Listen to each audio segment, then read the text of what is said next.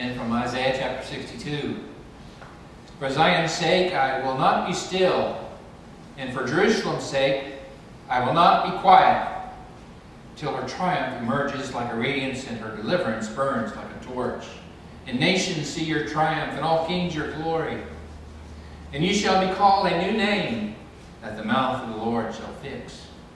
And you shall become a crown of splendor in the land of the Lord, and a regal diadem in the palm of your God. No more shall be said of you, forsaken, and of your land no more be said, desolation. For you shall be called, my delight is in her, and your land, the one bedded. For the Lord delights in you, and your land shall be bedded. As a young man beds a virgin, your son shall bed you. And a bridegroom's rejoicing over the bride shall your God rejoice over you. And from the Gospel of John. On the third day there was a wedding in Cana of Galilee, and the mother of Jesus was there. And Jesus and his disciples had also been invited to the wedding. And when the wine gave out, the mother of Jesus said to him, "They have no wine." And Jesus said to her, "Woman, what concern is that to you and to me? My hour has not yet come." His mother said to the servants, "Do whatever he tells you." Now standing there with 6 stone jars for the Jewish rites of purification there, and each holding 20 or 30 gallons, and Jesus said to them, "Fill the jars with water." And they filled them up to the brim, and he said to them, "Now draw some out, and take it to the chief steward." And so they took it. And when the steward tasted the water that had become wine, and did not know where it had come from, though the servants who had drawn the water knew, the steward called the bridegroom and said to him, "Everyone serves the good wine first, then the inferior wine after the guests have become drunk. But you have kept the good wine until now." Jesus did this, the first of his signs, in Cana of Galilee, and revealed his glory, and his disciples believed in him. And after this, he went down to Capernaum with his mother, his disciples, and his brothers, and there they remained a few days. This is the word of the Lord. Thanks be to God. Well, still in John, I'm inspired by Oxytonic Phil. He saw his shadow, which means what? 6 more weeks of winter. I saw my shadow. We're going to have 6 more days, and 6 more sermons in this series. How's that?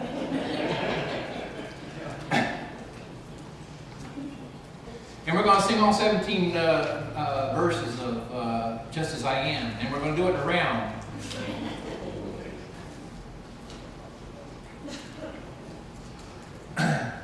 In John, here's where the action really starts. It's really starting to pick up now. We're at a wedding in Galilee. It's a perfectly normal event. Jesus is he's around 30 years old, so he's been to a bunch of weddings by now, don't you think? They were large public community celebrations. Nobody had private lives in the ancient world. I mean, you couldn't escape to a nice little big mansion somewhere or a nice roomy house. You didn't have a private life. Everybody knew everybody else's business, and there was no such thing as a private wedding. Weddings you couldn't just have 1 or 2 or 3 or 4 people there. How many people did you have at your wedding, by the way? Just thinking about that. That's rhetorical unless you really want to answer it. But a nice private wedding.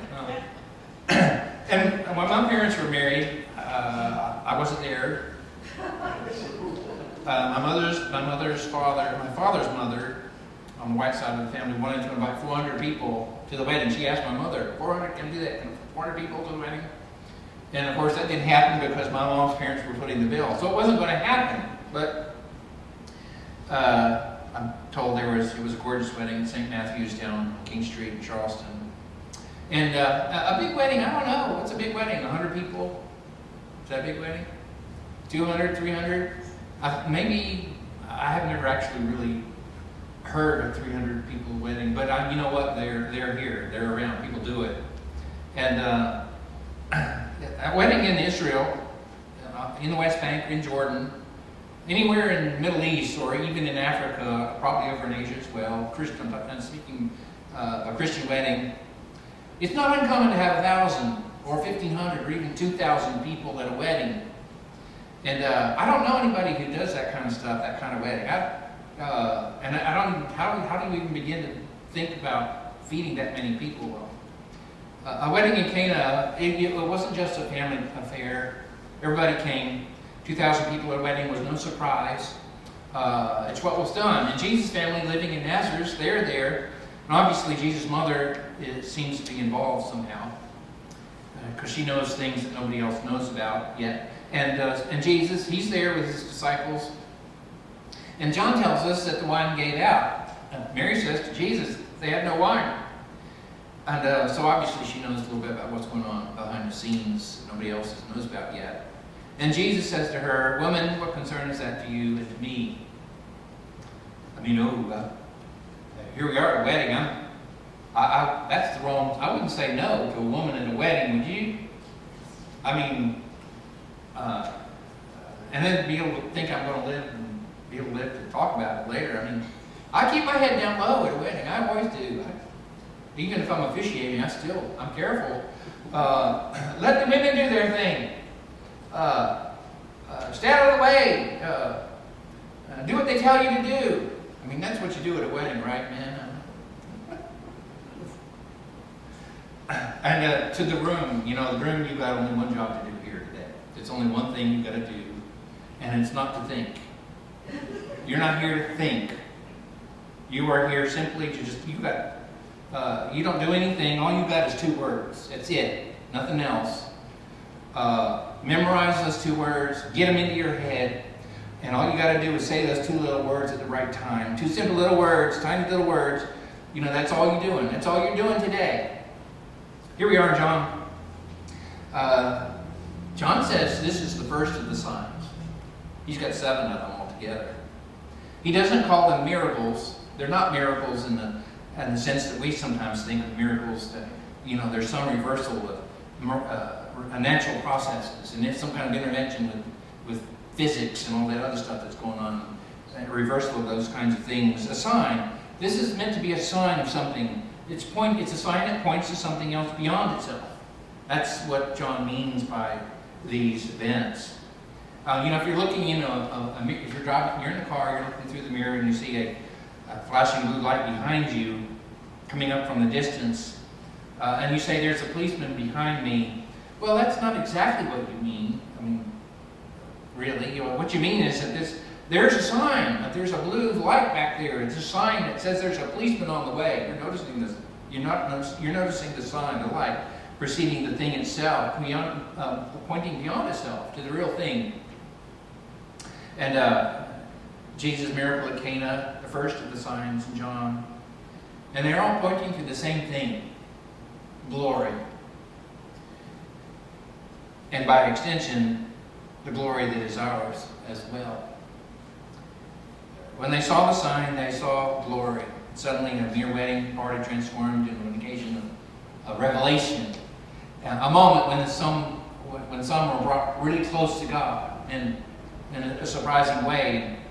And that's what we do. I think that's what we're doing when we go to church. Where are we? We're here because we want to be close to God. I mean, really, deep down inside.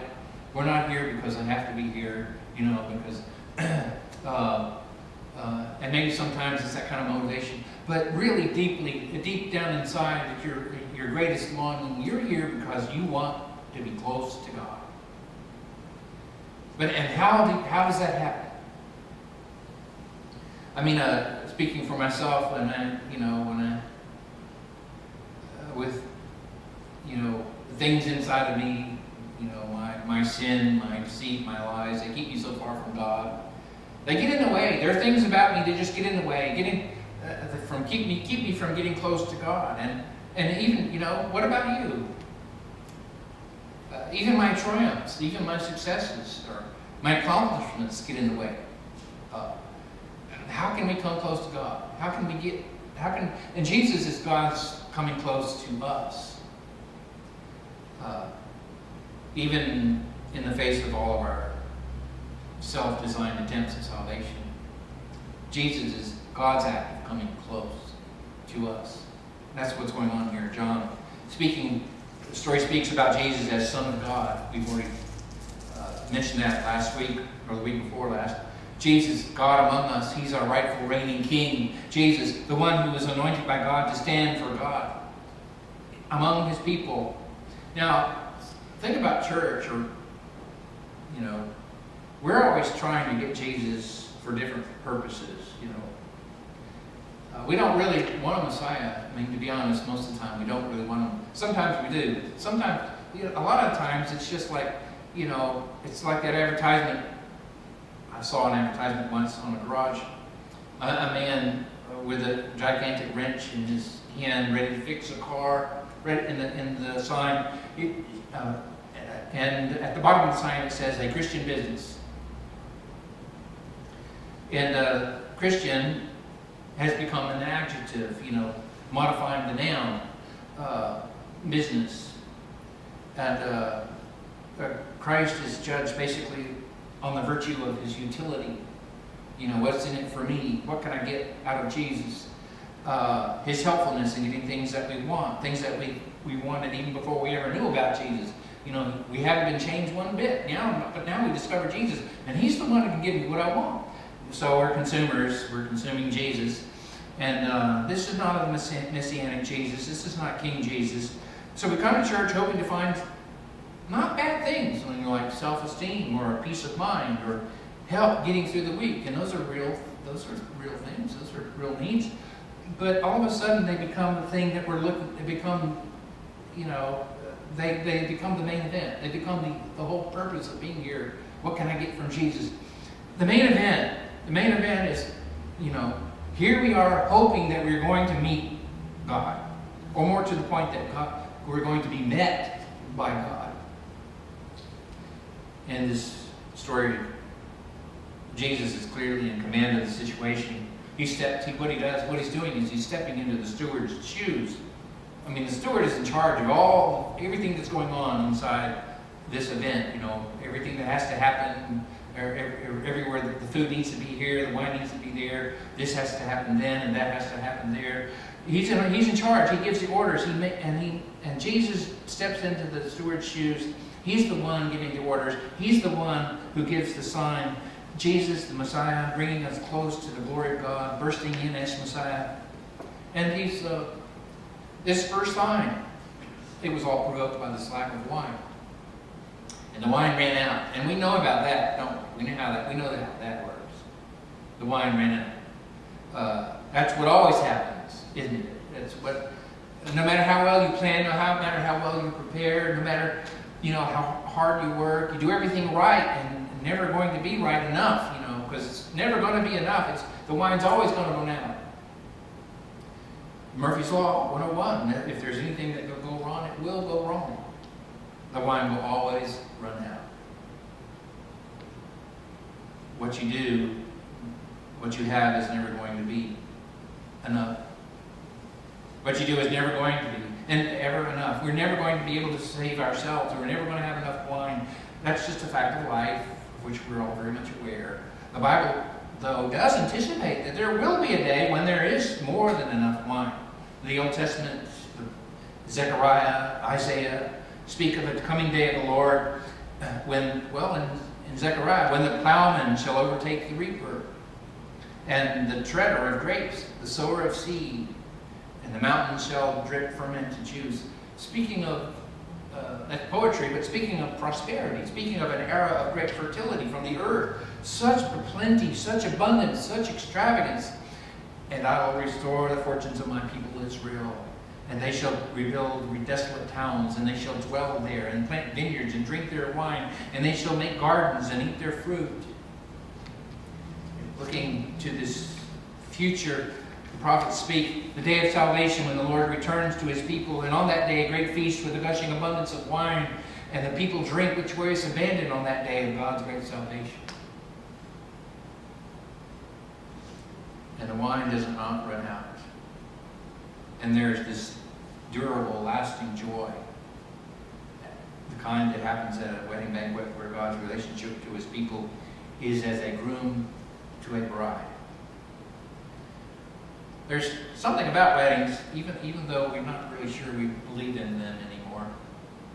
There's something about weddings. I mean, people willingly spend They abandon all reason when it comes to how much money they're spending on weddings.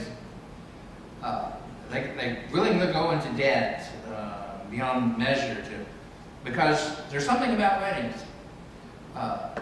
Two people joining themselves to each other. They think they know when they're young. They've never been married before. They think they know what they're doing. But, anybody who's ever been married knows they don't know what they're doing. And you never know what you're doing, You only understand what that is until you only understand when, in the process of being married. I mean, you're living the married life. But there's this commitment. When people marry, they usually have some kind of nowadays, we make promises bride and groom make promises to each other, but it turns out, it ends up being really just a kind of a contract thing, even though that's not what they're saying to each other. In the back of their minds, there are conditions attached to this. Because at some point, if it doesn't work out, we can move on from each other. We can get divorced, and get on with life, and maybe find someone else. These contractual relationships, that turn out to be temporary kinds of relationships, Christian marriage is not meant to be contract. It's meant to be a covenant.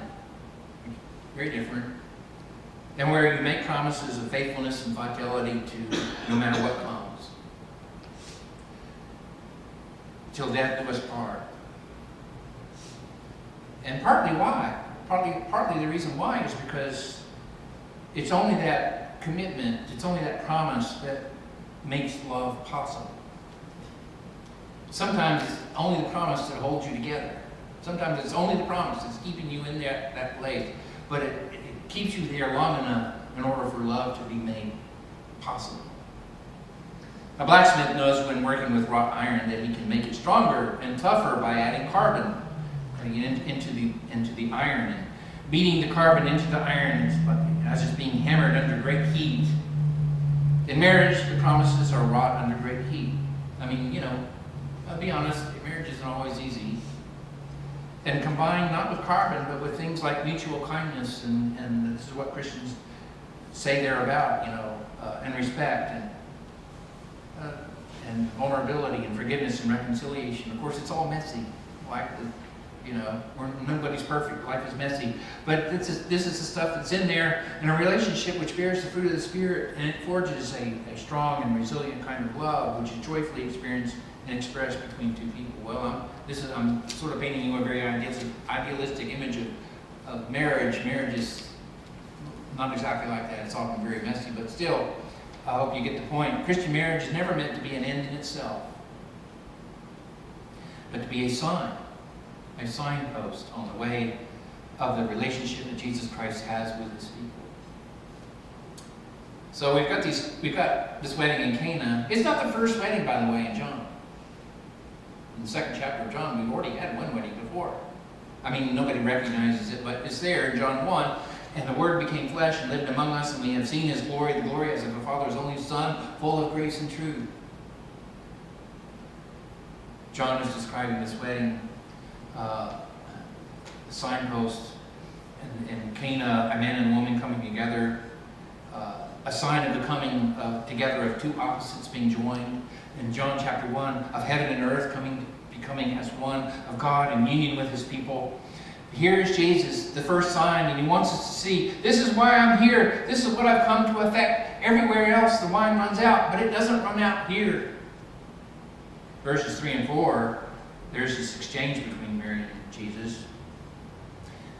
She's obviously behind the scenes. She sees the problem. She said to Jesus, they have no wine.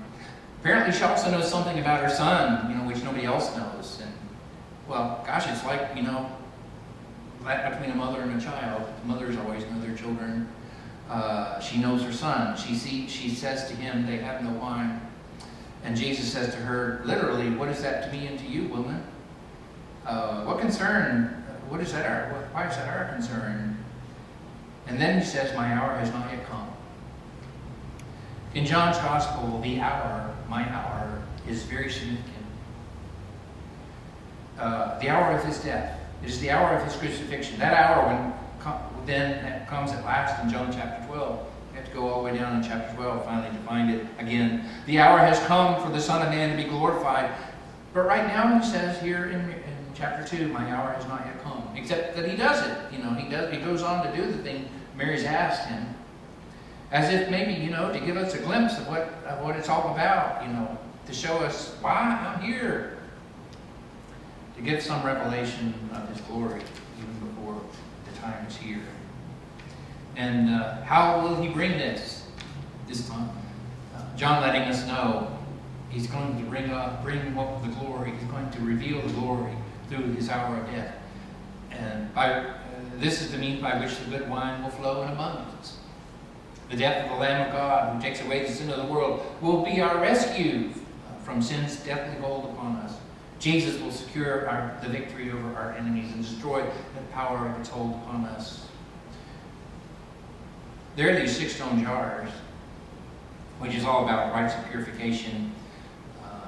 And here in the story, 120 to 180 gallons of water. It's a lot of water. I think there's more than one hot tub here of water. Ritual purification regulated by the Torah, the first 5 books of the Bible, Leviticus, not for washing dirty hands, which is what we would do with water. It's used for purification and preparation for worship. The space, you have to be ritually clean. You can't pollute the space. And so it's not as strange or alien to us as you might think. In manufacturing, in hospitals, in medical facilities, there are clean rooms, engineered spaces used in manufacturing and such, which maintain very low concentrations of pollutant particles, clean rooms. And that's what the temple is meant to be. It's meant to be this clean space, isolated and controlled space.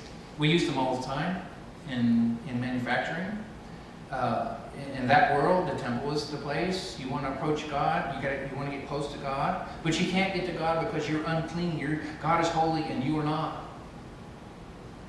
And so, in other words, there's this deathliness all around us all the time. And it's on us, it's in us, and we can't, so we got to wash it off. You can't touch a dead body and bring it in and come into the temple. You got to wash it off. And you need to get clean in order to get close to God. You can't bring that stuff into the temple. The dark and the ugly truth about us, though, is that no matter how much washing we do, we've always, ritually, according to what the Old Testament says, we got to do it over and over and over again. But Jesus is symbolically revealing himself to be the one, who finally gets it all done. He takes this drinking water, turns it into wonderful wine. The issue of purification is no longer the issue. He is the one who makes us presentable to God. How do we get close to God? Jesus, in this story, transforms us by means of getting us close to God, by bringing us to himself. So the good story sees all this stuff happening. He sees the best has been saved till the last. This is the story of Israel. God sent the great patriarchs, God sent the prophets, but now he's sent us Jesus, the best saved till last. Jesus is later and greater. We have all these kind of comparisons in John. And you have been invited. You are at the wedding. And where do you go for the wine? It's how do you receive it? And it's, here it is at the wedding. There's a hint about it. There's a hint right here. It's very subtle, and it's right here, verse 5. His mother Mary says to the servants, do whatever he tells you. And what does Jesus tell them to do? It's very simple. And it's not complicated. He tells them, fill the jars with water, and then draw some out, and take it to the chief steward. Just simply fill, draw, and take. Simple commands, simple actions, simple obedience. It's through the actions of the servant following Jesus' instruction that the wonderful power of God flows. Do whatever he tells you. It's as simple as that. What's going on with you? What's happening around you, and what's happening in your life? And what's your situation? And what is it that Jesus tells us to do most often in John's Gospel?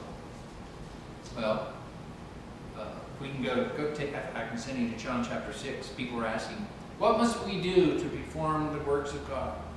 And Jesus answers them, and he says, this is the work of God, that you believe in him whom he has sent. That is the work. That's what you do. Believe. That's the work. To entrust yourself to Jesus, to align yourself with him, to accept that Jesus is the way, the truth, and the life, and get your life all lined up with that. And do whatever he tells you to do. And then his power will flow through you and flow through us as it did the servant in this story. Do whatever he tells you. In the midst of rumors of wars and rumors of wars, which is very much a part of life today. In the midst of political instability, very much a part of where we are. In the midst of difficulty in relationships, spouse, child, parent, a dating relationship, under financial pressure, when afraid, when in pain, believe, and trust yourself to Jesus. Do whatever he tells you to do. And there's a lot he says about that. His way, his truth, his life. He responds to the disciples in verse 11. Jesus did this, the first of his signs in Cana of Galilee, and revealed his glory, and his disciples believed in him. And they believed into him, says the Greek. Much more, this is much more than agreement, much more than just mental assent. It's about allegiance and loyalty and entrusting yourself to Jesus and acting on that and living it out, all the implications of that into your life. Living a life that simply does what he says. And this is the response in the story. Doing what he says brings great joy to the feast. Nothing extraordinary, nothing superlative here. Just ordinary servants listening to the instructions that are given, following through, this kind of belief, this kind of receptivity on our part. That is how we enter in. We don't bring anything. We simply entrust ourselves to him and do what he says. Fill, draw, take. Simple commands, simple action, simple obedience. And the good wine is already flowing, the best of wine. Jesus among us providing glory, glorious, overflowing, brimming life. And I offer this to you in the name of the Father, Son, and Holy Spirit.